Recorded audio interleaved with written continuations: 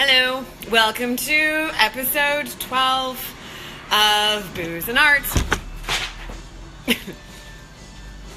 where today I will be talking about Blinking Owl Distillery. They're down in Santa Ana in Orange County, and they are amazing. And I'll be talking a little bit about Aquavit, and I'm looking down because Sam is at my feet. I don't want to get my toes bitten off. And this is my painting, Gone, Mother Jaguar. So yeah. So let's talk about a little Aquavit first, and I'm going to pour some in my glass. So Blinking Owl Distillery is down in Santa Ana, like I said, in Orange County. They are grain to glass, which means they make everything from scratch. And they start with all organic grains. They mill, mash, ferment, distill everything on site at their distillery.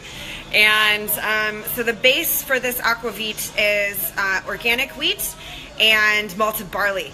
And then they add 10 botanicals to it. So they macerate it. So that just means soak, basically, soak and steep. And then they do a final steeping in caraway to give it that kind of lovely golden color. And, yeah, so Aquavit. Aquavit is really interesting. The first documented mention of Aquavit in Scandinavia, which is generally where it's made, was in 1531. And it was in reference to healing a duke or something. So we know that it was definitely one of the spirits that had medicinal properties. Or used to because it had quote-unquote medicinal properties. Most of the time, any spirit that had a lot of botanicals in it was often used as medicine because, they didn't know. And, it can't hurt you, right? So, generally speaking, Aquavit has primarily a caraway seed sort of quality to it. Dill is another one that is very commonly used. Cardamom is also used, and caraway, I said that, fennel. And then this one's really interesting because they use, hi Paul, they use hibiscus, which is Santa Ana's city flower. And so it has a lovely floral nose. And caraway seed, of course, like I grew up on rye bread, so to me this is very kind of homey, and like this was like what my childhood bread smelled like because it always had like the caraway seed. Like we used like a Russian rye bread, which is so good. That was before I found out I had celiac disease. But I can enjoy a good European rye by drinking it in Aquavit. So Aquavit, the word itself comes from the Latin aqua vitae, which is aqua, water, vitae is life. Interestingly enough, whiskey comes from a very similar word for it's whiskebite, which is the Gaelic version of the same water life, or life, no, it is water life. And fruit brandy, clear fruit brandy, is also called eau de vie, which means the same thing, essence of life, essentially. And I think basically it's interesting because they're all distilled, right? And distillation kind of happened in the medieval ages. So this kind of water, this life water, was this essence of the thing that they were distilling. So it kind of, and I think also because it was used as medicine often, it had healing properties. So it was kind of the life water in many regards. Yeah. Aquavit is a growing category for craft distillers because of its unique properties, because of its really amazing flavors. Yeah, this is Sam. This was Sam just now, and I figured I'd just let him go for it because it's like it's now a fashion statement. Parrot enhanced shirts. It's like, oh God. If I stop petting him for 1 second, he starts like worrying my shirt, and so I just have to have like home shirts.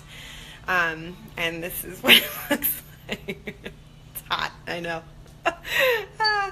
Aquavit. Aquavit is generally drank as an aperitif before meals, and it's just generally yummy. So if you see some, I highly recommend trying it. It's definitely a unique experience. All right, Jaguars. So this is my painting. It's called Mother Jaguar / Gone. I initially called it Gone, and then I just refer to it as Mother Jaguar all the time, so I figure they both kind of work, and I'll explain why. So jaguars are an endangered species. They're listed as endangered by the Endangered Species Act. They are also listed as threatened by the IUCN Red List, so you can kind of go either way. Some places they're almost extinct, and some places they're a little bit more, but they're also still almost fucked, you know, so it's bad for them no matter what. Why? Because people really like their fur, so they poach them. People don't give a crap about them because they eat livestock, so they're not tolerated. If you see a jaguar, they get shot just because farmers don't want their stuff eaten. I mean, that's fair, but I mean, there's got to be a better way. And habitat loss, just due to development. And said livestock, you wipe out jungles to make room for said livestock, so where are the jaguars going to go? So that's their territory. You just fucked up their territory, and now you put giant, juicy, walking hamburgers on their territory. I mean, like, who can blame them? I'd do the same thing. There's only about 7, like the worst part of it is kind of in the U.S. There's absolutely no jaguars in the U.S. anymore. And Mexico, like in Sonora, there's only like 70 to 100 of them. So that's not good. So I painted this because as part of my kind of series of raising awareness for, endangered species in our environments and like what the hell is going on. And we have to kind of pay attention. And some of these animals can be ambassadors for that conversation. So this one in particular. So let's look at this. Let me bring it a little closer. I don't want it to fall out. There we go. Sometimes I feel like it's like the, that cooking show where she like throws, Julia Child, where she like throws everything around. You know, I just have to like toss the bottles of booze like after I'm done with it, and you hear just like a crash off camera. Anyway, so these kind of flowers are based on a hexagonal pattern. So it's the same, it's basically like a beehive pattern. So in some sense, it's kind of the flower of life pattern as well. It's just a sacred geometry and kind of is the like pattern of everything, pattern that underlies everything. And these black spots in the center of everything and of all of that pattern both mimic kind of the black spots of the jaguar, but also kind of represent going into zero, going into nothingness. So you have this nothingness that kind of blossoms or kind of coalesces into this like sacred geometry, this flower of life. And that flower of life, that sacred geometry coalesces and becomes the jaguar. And then the jaguar then kind of dissolves into this flower of life, and that dissolves into nothingness. So it's this constant like this birth, death of reality kind of as it happens. So just, that this, just like us, just like everything, is made up of that same fabric and dissolves into nothingness, and, that in and out, that exhale, inhale kind of way of creation. In the jaguar's third eye is a snake that is coiled around the earth. So that's a little earth. The third eye, of course, is representative of awakening.